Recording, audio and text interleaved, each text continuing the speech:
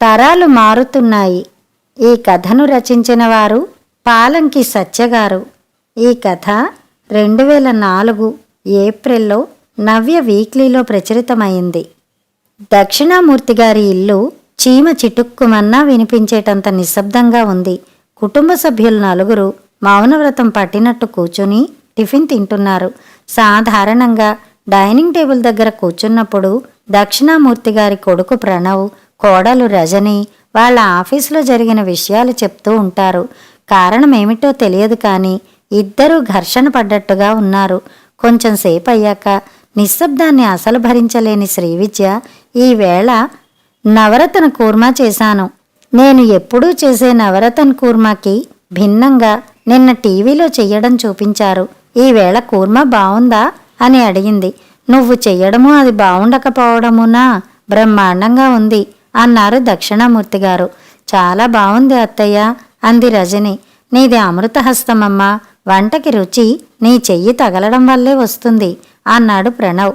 సంభాషణ ఆగిపోయింది. కీ ఇచ్చిన బొమ్మలు కాసేపు తిరిగి ఆగిపోయినట్టుగా శ్రీవిద్య ప్రశ్నకు ముగ్గురు సమాధానాలిచ్చి మళ్లీ మౌనం వహించారు. శ్రీవిద్యకు తిరిగి సంభాషణని ఎలా సాగించాలో తెలియలేదు. ఆమె ఆలోచనలో ఉండగానే మిగతా ముగ్గురూ లేచి వెళ్ళిపోయారు. శ్రీవిద్యకి కొడుకు కోడలు ఏమీ మాట్లాడకపోవడం నచ్చలేదు. తనేమైనా తప్పుగా మాట్లాడిందా? పొరపాటున ఏ పనైనా సరిగ్గా చేయలేదా? శ్రీవిద్య ఆలోచన నుంచి బయటపడేసరికి కొడుకు కోడలు ఆఫీసులకు వెళ్ళిపోయారు. దక్షిణామూర్తి గారు హాల్లో కూర్చుని పేపర్ చదువుకుంటున్నారు. ఆమె భర్త దగ్గరికి వెళ్ళి, ఈవేళ ప్రణవ్ రజని ఇద్దరూ మాట్లాడుకోలేదేమిటి? ఏమై ఉంటుంది అంది. పేపర్ చూసావా? శ్రీవిద్యలో కోపం నశాలాన్ని అంటింది. ముందు ఇంట్లో సంగతి ఆలోచించండి, తర్వాత ప్రపంచ రాజకీయాల్ని మాట్లాడవచ్చు. ఓ పని చేద్దాం, ఇవాళ మధ్యాహ్నం వంట చెయ్యకు. వాళ్ళిద్దరూ ఎలాగూ ఆఫీస్ క్యాంటీన్లోనే తింటారు. మనిద్దరం హోటల్కి వెడదాం. నాకు పిచ్చి కోపం వస్తోంది. సంభాషణని పక్కదారి పట్టించవద్దు. దక్షిణామూర్తి గారు, నేను చాలా ఆలోచించే మాట్లాడుతున్నాను. నీకో పుస్తకం ఇస్తాను, దాన్ని మొత్తం చదివేయి. చదివాక నీ అభిప్రాయం చెప్పు అన్నారు. శ్రీవిద్య సరేనంది. దక్షిణామూర్తి గారు గిఫ్ట్ ర్యాపింగ్ చేసిన పుస్తకం తెచ్చి శ్రీవిద్యకి ఇచ్చారు.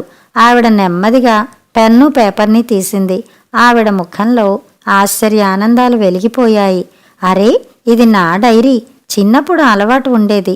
పిల్లలు పుట్టాక రాయడం కుదరక మానేశాను. నేను నీ డైరీలన్నీ జాగ్రత్తగా దాచిపెట్టాను. ఈ డైరీ మన పెళ్ళైన మొదటి సంవత్సరంది. నెమ్మదిగా చదువు, ఎలాగో వంట ప్రయత్నం లేదుగా. శ్రీవిద్య డైరీ తీసి చదవడం ప్రారంభించింది. ఆమె కళ్ళ ముందు గతం కదలాడింది. ఎన్నో ఆశలతో, కోటి కోరికలతో శ్రీవిద్య అత్తవారింట అడుగుపెట్టింది. భర్తతో కలిసి సినిమాలకి, షికార్లకి తిరగాలని, హనీమూన్కి ఏ ఊటీయో కొడైకెనాలో వెళ్లాలని, సెలవు వస్తే పిక్నిక్కి వెళ్లాలని ఎన్నో కలలు కంది. పెళ్లికొడుకు గవర్నమెంట్లో ఆఫీసర్. డబ్బుకి లోటు లేదు. హాయిగా జాలీగా ఉండవచ్చును. పెళ్ళయి అత్తవారింట్లో అడుగుపెట్టిన కొత్తలోనే శ్రీవిద్య తన హనీమూన్ కోరికను భర్తకి చెప్పింది.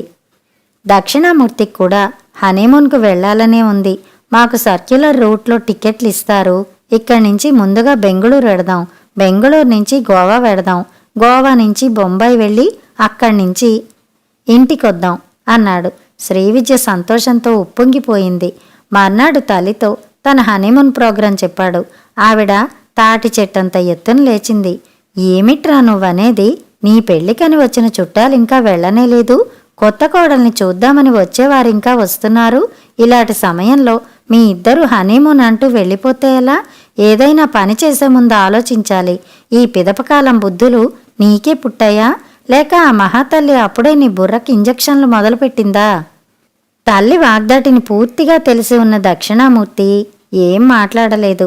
శ్రీవిద్యకు అత్తగారి మీద పీకల దాకా కోపం వచ్చింది. తల్లితో ఏమీ మాట్లాడకుండా ఊరుకున్న భర్త మీద రెట్టింపు కోపం వచ్చింది. తల్లితో గట్టిగా చెప్పకూడదా? రాత్రి అదే మాట భర్తనే అడిగింది. నా కోరికలో నాకేమీ అసమంజసంగా అనిపించలేదు. ఆవిడికి ఆ విషయం సరిగ్గా వివరించి చెప్పకుండా ఊరుకున్నారే. అమ్మ సంగతి నీకింకా తెలియడం లేదు. ఒక విధంగా చూస్తే ఆవిడ అన్నదే రైటు. ఇంట్లో అందరూ ఉండగా మనం వెళ్ళిపోతే ఏం బాగుంటుంది? దసరా సెలవులు, దీపావళి సెలవులు కలుపుకుని ఓ 20 రోజులు సెలవు పెట్టి ఇద్దరము ఎక్కడికైనా వెడదాం. ఎక్కడికైనా ఏమిటి, బెంగుళూరు, గోవా, బొంబాయి అన్నారుగా, ఆ మాట మీదే నిలబడండి. అలాగే. దసరా సెలవులతో కలుపుకుని 20 రోజులు సెలవు పెట్టాడు దక్షిణామూర్తి. టికెట్లు కొనుక్కుందుకు వెడదామనుకునేసరికి తల్లి నుంచి తాకీదు వచ్చింది. పండగకి మీ చెల్లెల్ని బావగారిని రమ్మని ఉత్తరం రాయి. మేం పండగలకి బెంగుళూరు అవి చూడ్డానికి వెడదామనుకుంటున్నాం. చెల్లిని సంక్రాంతికి రమ్మందాం. ఎంతసేపు మీ ఆవిడ సంగతే ఆలోచిస్తావు కానీ మిగతావేమీ పట్టవా నీకు? అత్తవారింట్లో దాని పరువేం కావాలి? అంతగా ఎక్కడికైనా వెళ్ళాలంటే ఓ 4 రోజులు మీ అత్తవారింటికి వెళ్ళిరండి. ఆ రోజు రాత్రి శ్రీవిద్యను ప్రసన్నురాల్ని చేసుకోవడంతోనే గడిచిపోయింది దక్షిణామూర్తికి. సంక్రాంతికి తప్పకుండా వెడదామని ఆమెకు నచ్చచెప్పాడు. సంక్రాంతికి ట్రిప్పు ప్లానింగ్ చేస్తుండగానే దక్షిణామూర్తిని అతని తల్లి అడిగింది. అబ్బాయి, నీ ఉద్యోగంలో ఊళ్ళు తిరగడానికి వాళ్లే డబ్బిస్తారట కదా అంది. అవునమ్మా, కానీ నాన్నకి పెన్షన్ వస్తుంది కదా, అందువల్ల మీ ఇద్దరికీ ఇవ్వరు. నాకు శ్రీవిద్యకి మాత్రమే ఇస్తారు. ఈ విషయం శ్రీవిద్యకి తెలుసా? నేను చెప్పలేదు, కానీ తను చదువుకున్న అమ్మాయేగా, మామూలుగానే తెలుస్తాయి. తెలిసినా పర్వాలేదులే. నేను నాన్న కూడా చాలా రోజులుగా ఊళ్ళు చూద్దాం అనుకుంటున్నాం. నలుగురం కలిసి వెడదాం. మీ ఇద్దరి ఖర్చు గవర్నమెంట్ ఇస్తుంది, మా ఇద్దరి ఖర్చు మేమే పెట్టుకుంటాం. పక్క గదిలో నుంచి తల్లి కొడుకుల సంభాషణ వింటున్న శ్రీవిద్య పళ్ళు నూరుకుంది. అత్తమామలకు కాశీ రామేశ్వరాలు చూడాలని ఉంటుంది. తనకు కాశ్మీరు, కొడైకెనాలు చూద్దామని ఉంటుంది. అందరము కలిసి ఎలా వెళ్ళడం, ఎక్కడికని వెళ్ళడం? ఒక్క సినిమా చూడ్డానికే గగనమైపోతోంది.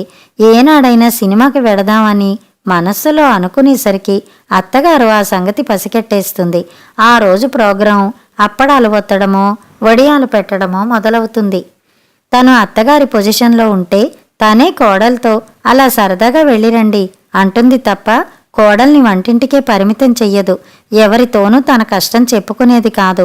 ఒక్క సినిమా చూడడానికి ఇంత రాద్దంతం ఎందుకు చేశావని తన పుట్టింట్లో వాళ్ళు తన్నే తిడతారు. తన కన్న తల్లైతే ఆడవాళ్లు కష్టపడ్డానికే పుట్టారన్నట్టు మాట్లాడుతుంది. ఎక్కడో ఆవిడ మేనమామ భార్య సవితి వదిన గారిని ఆవిడ అత్తగారు ఎన్ని కష్టాలు పెట్టారో విశదీకరిస్తుంది. పడ్డవాళ్ళెప్పుడూ చెడ్డవాళ్లు కాదంటుంది. ఎవరికీ తన ఆశల మేడ ఎలా కూలిపోయిందో చెప్పుకుందుకు లేదు. హాయిగా తిని కూర్చోక ఈ గొడవేమిటంటారు. ఎవరికైనా చెప్తే తన్నే తిడతారు. అలాంటి సమయంలో డైరీ రాయడం మంచిదనుకుంది శ్రీవిద్య. డైరీలో తన మనస్సుకి బాధను కలిగించే సన్నివేశాలు అన్నీ రాయొచ్చు. మనస్సుని తేలికపరుచుకోవచ్చును. శ్రీవిద్య డైరీ మొత్తం చదివింది. తనకి జరిగిన అన్యాయం తన కోడలికి జరగకుండా ఎలా చూసుకుంటుందో శ్రీవిద్య వివరంగా రాసుకుంది. 2 గంటల తర్వాత డైరీ మూసేసింది శ్రీవిద్య. ఇంతకీ ఈ డైరీ చదవమని ఈయన ఎందుకు ఇచ్చినట్టు? తన్ని తన అత్తగారు చూసుకున్నట్టుగా తనేమీ రజనీని చూడ్డం లేదే. కూతురు కన్నా ఎక్కువగా చూసుకుంటోంది. హనీమూన్కి పెళ్ళైన వెంటనే వెళ్లాలని తనే కొడుకుతో చెప్పి కొత్త దంపతుల్ని కాశ్మీర్ పంపించింది. సాయంత్రాలు అలా తిరిగి రమ్మని పంపిస్తోంది. కోడలికి ఇంకా ఏం కావాలో, ఎక్కడ తన ప్రవర్తనలో లోపముందో మరి. అదే విషయం భర్తను అడిగింది శ్రీవిద్య. ఆయన జవాబేమీ చెప్పకుండా తొందరగా డ్రెస్ చేసుకో, నాకు ఆకలేస్తోంది, హోటల్కి వెళ్ళి తీరుబడిగా మాట్లాడుకుందాం అన్నారు. హోటల్లో కూర్చున్నాక శ్రీవిద్య భర్తని మళ్ళీ అడిగింది. నీకు పట్టుదల ఎక్కువోయ్, అనుకున్నది సాధించేదాకా పోరాడతావు. నేనెక్కడ అనుకున్నవి సాధించాను? ఎన్నిసార్లు మిమ్మల్ని హనీమూన్కి వెడదామని అడిగాను. ఎక్కడికైనా వెడదామని అన్న ప్రతిసారి మీ అమ్మ అడ్డం పడలేదా? నేనెక్కడ సాధించాను? ఆవిడ మాటేగా ఎప్పుడూ నెగ్గేది. దక్షిణామూర్తి మాట్లాడేలోగా వెయిటర్ వచ్చాడు. వచ్చిన వాడికి 2 మీల్స్ అని చెప్పి, నీ కష్టాలన్నీ డైరీలో రాసుకున్నావు కదా, నేను అత్తగారినైతే ఇలా ఉండను అని పదే పదే రాసుకున్నావు కదా, అలాగే ఉంటున్నావా? అదే నేను మిమ్మల్ని అడుగుతున్నాను. నేను రజనీకి ఏమైనా తక్కువ చేశానా? నా మాటల్లో కానీ ప్రవర్తనలో కానీ తప్పు ఉంటే నేను సరిచేసుకుంటాను. నిన్న రాత్రి ప్రణవ్ నాతో ఒక విషయం చెప్పాడు. అప్పటి నుంచి నాకు మనసు బావులేదు. నా గురించి చెప్పాడా? నీ గురించి ఏం చెప్పలేదు. 3 నెలల ఫారిన్ ట్రైనింగ్కి జర్మనీ పంపిస్తారుట. ఎంత మంచి మాట విన్నాను. అవును, ప్రణవ్ నాతో చెప్పొచ్చు కదా. కన్న తల్లిని నేను ఎంత సంతోషించి ఉందునో నాకెందుకు చెప్పలేదు? ట్రైనింగు ప్రణవ్కి కాదు, రజనికి. అయ్యో, అలా అయితే ఎలా? ప్రణవ్కి ఇబ్బంది కదా. చూసావా ఎలా రియాక్ట్ అవుతున్నావో? కొడుక్కి ఫారిన్ ఛాన్స్ వస్తే ఆనందం, కోడలికి వస్తే ఆందోళనను. కోడలికి రాకూడదని కాదు, అబ్బాయికి ఇబ్బంది కదా. నిన్న రాత్రి చాలాసేపు నాకు నిద్ర పట్టలేదు. బాల్కనీలో కూర్చున్నాను. అబ్బాయి గదిలో నుంచి మాటలు వినిపించాయి. కాసేపు అయ్యాక అబ్బాయి వచ్చి బాల్కనీలో నాతో పాటు కూర్చున్నాడు. అప్పుడే వాడు నాకు ఈ విషయం చెప్పాడు. రజనికి వెళ్లడం ఇష్టం లేదు. 3 నెలల పాటు ఇంటి బాధ్యత మొత్తం అత్తగారి మీద పడేయడం ఆ అమ్మాయికి ఇష్టం లేదు. అబ్బాయి వెళ్ళమంటున్నాడు. ఈ ట్రైనింగ్ ఛాన్స్ వదులుకుంటే ప్రమోషన్ లాగిపోవచ్చు. ఏదో రజని సరదా పడుతోందని చెయ్యనిస్తున్నాం కానీ తను సంపాదించకపోతే మనకు గడవదా ఏమిటి? వెయిటర్ భోజనాలు తెచ్చిపెట్టాడు. దక్షిణామూర్తి అన్నం కలుపుకుంటూ, ఫారిన్ ఛాన్సు నీ కూతురికో కొడుక్కో వస్తే వదులుకొనిస్తావా అన్నారు. శ్రీవిద్య మాట్లాడలేదు. నువ్వు ఉత్తమ అత్తగారు బిరుదు కోసం చాలా తాపత్రయపడుతున్నావు. కోడల్ని కొడుకుని హనీమూన్కి నువ్వే పంపావు. సాయంత్రాలు సరదాగా తిరిగి రండని పంపుతావు. కానీ వాళ్ల కోరికలేమిటో అడిగి చూసావా? శ్రీవిద్య అదేమిటి, ఎవరికైనా హనీమూనే వెళ్లాలని ఉండదా అంది. ఉండాలన్న రూల్ ఎక్కడ ఉంది? మన కోరికలే వాళ్ళకి ఉండాలన్న నియమం పెట్టుకుంటే ఎలా? తెలుసో తెలియకనో మా అమ్మ నీ కోరికలన్నిటికీ అడ్డుపడింది. నీకు తీరని కోరికలన్నీ నీ కోడల ద్వారా తీర్చుకుని నువ్వు సంతోషపడుతున్నావు. కానీ ఆ అమ్మాయి సంగతి ఆలోచించావా? పెళ్లికి ఎక్కువ రోజులు సెలవు పెట్టడం రజనీకి ఇష్టం లేదేమో. ఆ అమ్మాయి ఆ విషయం నీ దగ్గర చెప్పుకోలేదు కదా. శ్రీవిద్యకి ఒక్కసారి కళ్ళు బయళ్ళు కమ్మాయి. నెమ్మదిగా తన్ని తనే సమాళించుకుంది. విద్య, నీ వైపు నుంచే నువ్వు సమస్యలన్నీ ఆలోచించి నీకు నచ్చినట్టుగా పరిష్కారాలు సాధిస్తున్నావు. మా అమ్మకి నీకు తరాల మధ్య అంతరం ఉంది. నీ కోరికలు ఆవిడ అర్థం చేసుకోలేకపోయింది. నీకు రజనికి మధ్య కూడా అంతరాలు ఉంటే ఎలా? రజని ఉద్యోగిని అయినా కూడా అత్తగారి మీద భారం పడకూడదని ఛాన్స్ వదులుకోవడానికి సిద్ధపడింది.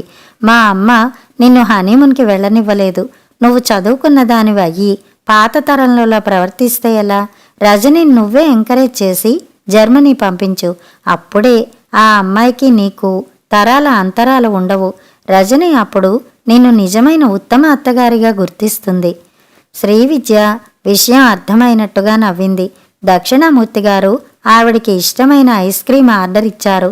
ఐస్ క్రీం తింటున్న శ్రీవిద్యకి ఐస్ క్రీం లాగానే తరాల మధ్య అంతరాలు కరిగిపోతున్నట్టుగా అనిపించింది. కథ సమాప్తం.